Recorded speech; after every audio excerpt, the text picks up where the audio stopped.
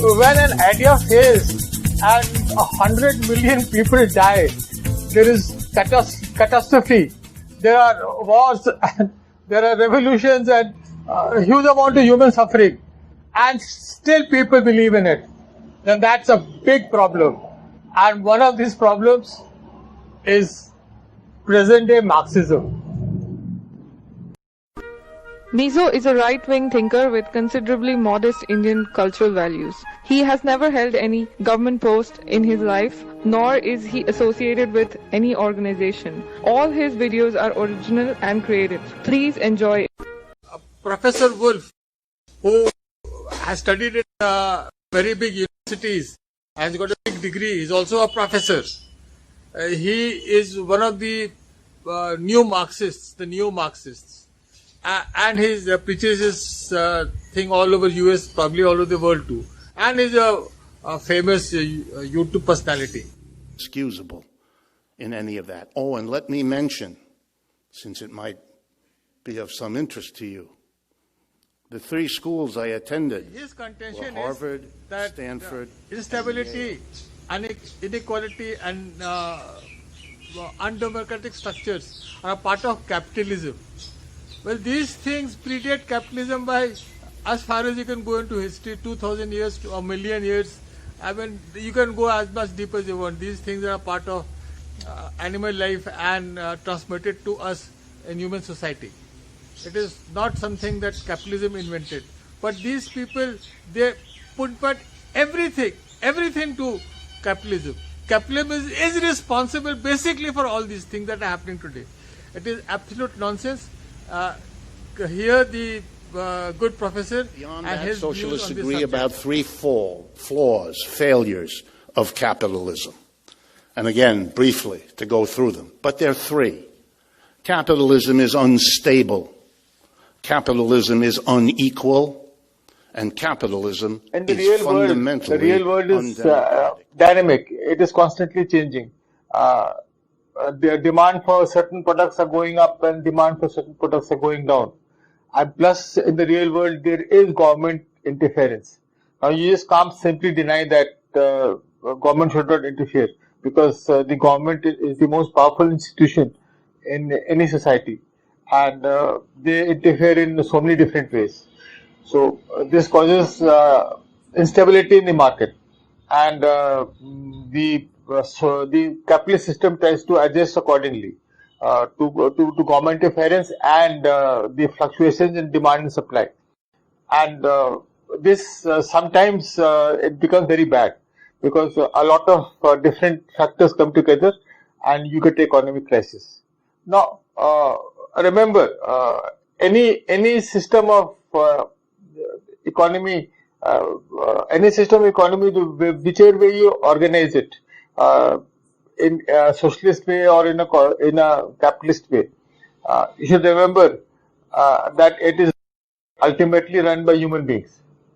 It is not run by angels. Human beings are susceptible to greed. They are susceptible to fear. They are susceptible to so many emotions. So capitalism takes into account that event, because capitalism depends on demand and supply and investments and things like that. So it is dynamic.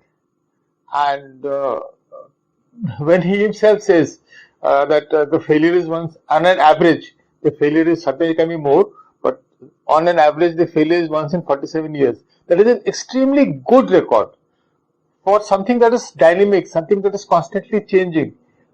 A collapse once in 47 years is very good. Now, even when the collapse comes, the capitalist system is able to adjust very fast by moving labor and money into from or to the distressed areas, and moving it to more productive or less productive areas.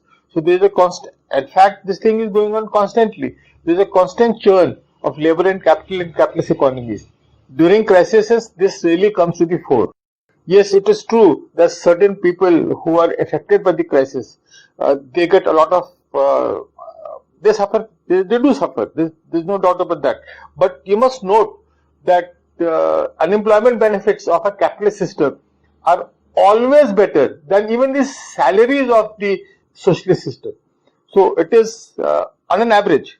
So it is a better way to actually face the instabilities. Now, Marxists, they simply deny instabilities in the socialist system. But that is not true. There is a huge amount of instability in the socialist system, but they simply ignore it because they don't have to face the consumer. Now, listen to his version, the Marxist version, neo-Marxist version of Professor Wolff. And it's interesting that he himself says that the system fails within 47 years.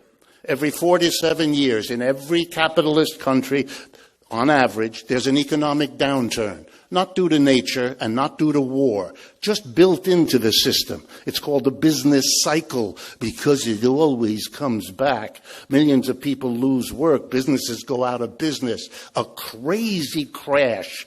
You know what it's like. If you pick up the financial press, you'll know we're waiting for the next one to hit this year or next. Mr. Trump's biggest worry about being reelected is that it'll happen too soon. He worries, as we all do. It's an unstable system. That's crazy to live in an unstable system. If you lived with a roommate as unstable as capitalism, you would have moved out long ago. What an amazing thing to accept a system that every 47 years threatens millions of people with unemployment, lost income, interrupted vacation, interrupted education, lost mortgage. Inequality, the second part. Now, inequality is a favorite thing of Marxism and leftists. They are always stepping on this. And the whole of the leftist and the Marxist philosophy hinges on inequality. Now here is the thing. There is this claim they make that a handful of people own half of the wealth of the world and stuff like that. But this is a fake statistic because obviously it is not happening that somebody is owning half of India's land or half of American gold. These things don't happen. They own a handful of cars, maybe a handful of buildings here and there. It is intuitively it is impossible. This thing doesn't happen. However, what they do is they take the statistics and then they take the statistics and then they twist it and they formulate in such a way that you get these ridiculous results. So these statistics are basically fake statistics. So that is the number one point. Number one point is when they talk about income distribution and wealth distribution, this is a fake statistic. What we understand by wealth and income is not actually what they say. Now the second part, I just go to three important points. The second point, when you're talking about the wealth of any capitalist, you are actually talking about also the ownership of means of production. If you're going to take away a part or the whole of a capitalist wealth, then actually you're taking away the means of production. So when they're saying things like fair taxation, fair payment. As I am president, the deficit needs to be reduced in a way that's balanced. Everyone pays their fair share. Everyone does their part. That's how our economy works best. That's how we grow. Or half of the wealth will pay, take away half of the wealth, nothing will happen to these people. But if you're going to take away this unnecessary amount of, huge amount of taxation, then we are actually nationalizing by taxation. It's nationalization by taxation. Or if it just simply, as he's saying, that if you take away half the wealth, then you are just nationalizing private means of production. So this is the second part, that the wealth includes the means of production, and if you're going to take away wealth, you are actually nationalizing the means of production. The third, and this is the biggest myth, that you can take away wealth of the capitalist and remove poverty. Fake economics, that you can take away the wealth of the rich capitalists and do away with poverty and and educate everybody, because you are simply nationalizing. This is simply nationalization of means of production. So basically, the 3 bullet points are when they're saying all these income disparities and wealth disparities, they are actually faking these statistics. That's number one. There is there is a lot of difference, but it's not that much. Number two, wealth also includes means of production. So what you're actually saying is nationalization.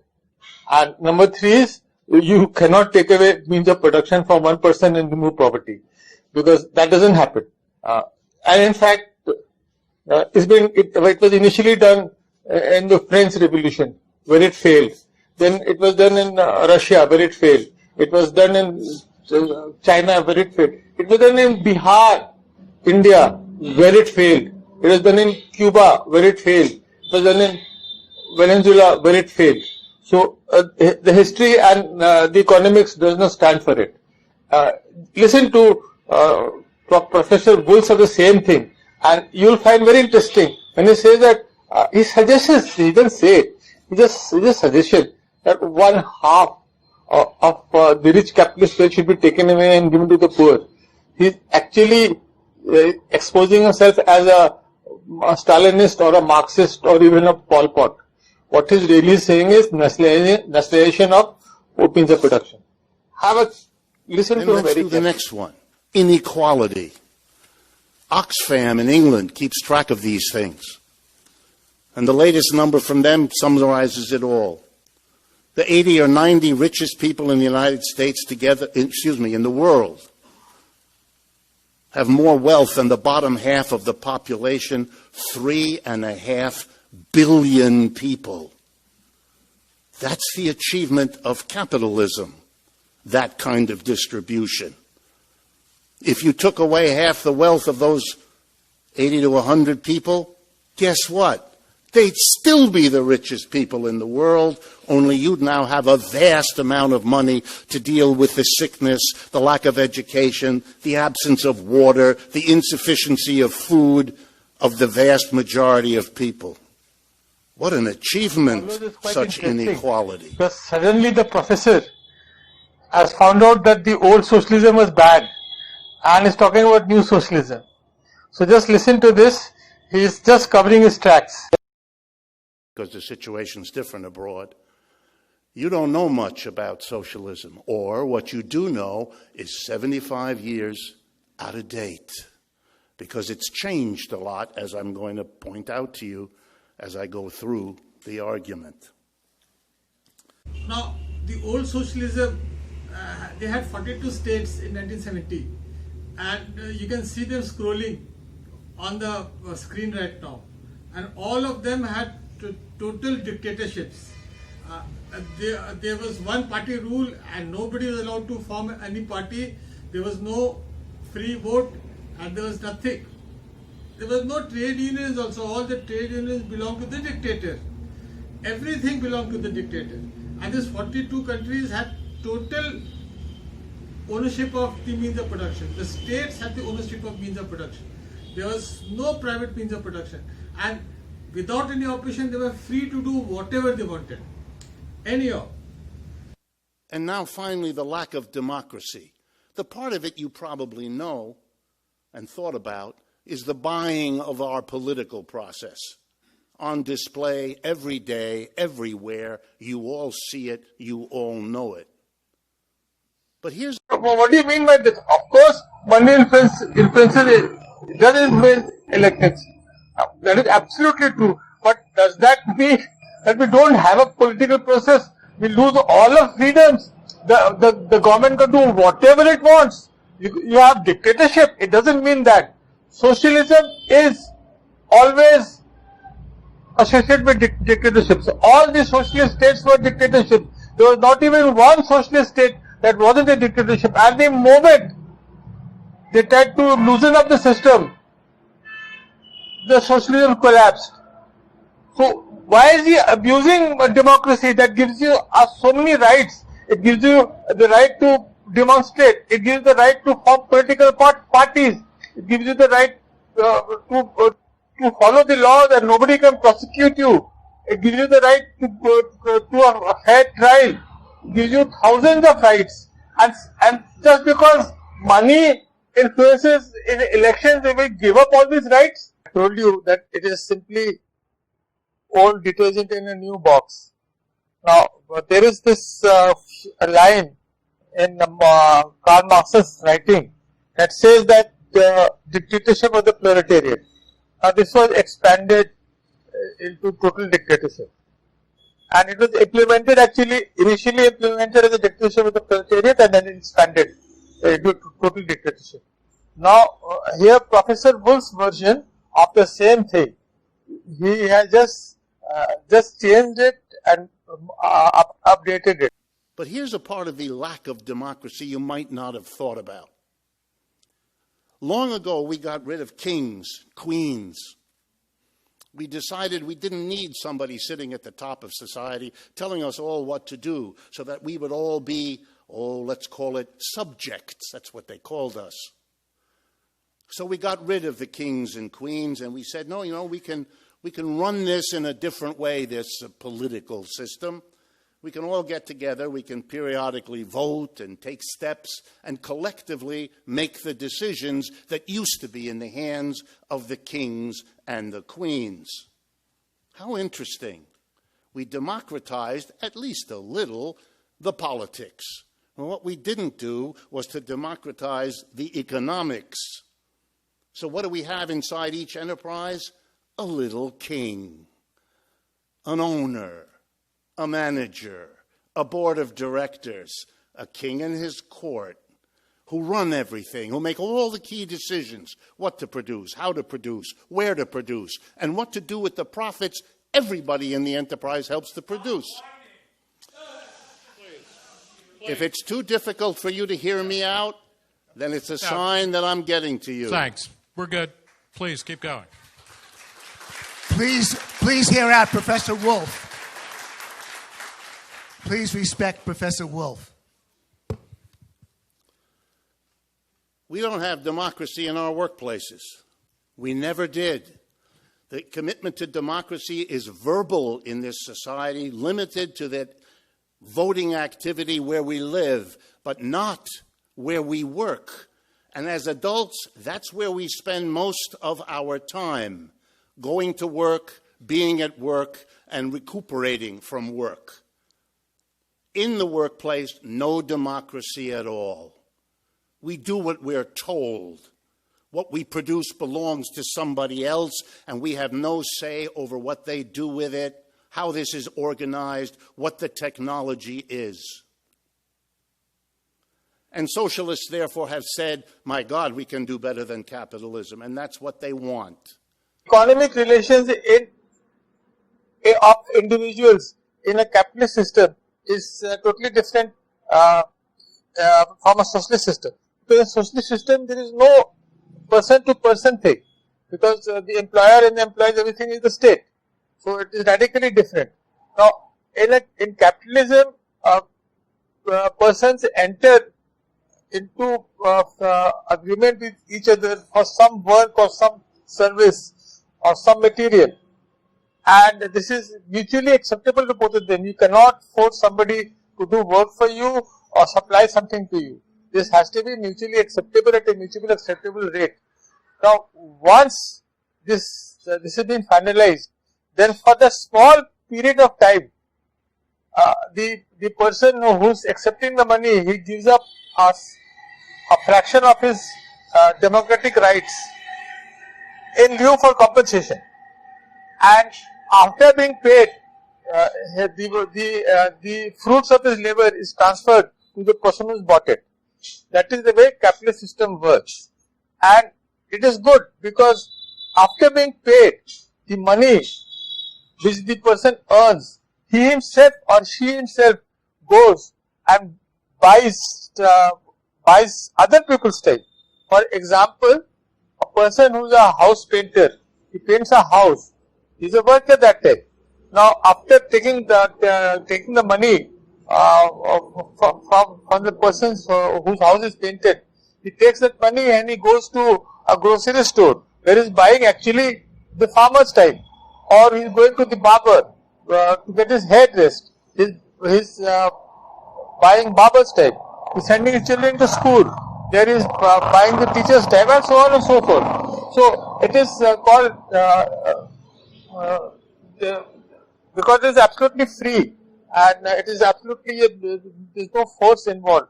Then people can come to an equilibrium, sort of equilibrium, dynamic equilibrium, and this is very good because there is no force involved here, and the state does not. I am ending Marxism without walls here, telling you that after a certain period, socialism becomes the most unequal, unstable and undemocratic way of organizing an economy under any country. And with one statement that there never was a capitalist party of anywhere in the world. All you find tons and tons of socialist and communist parties. With that, I take your leave.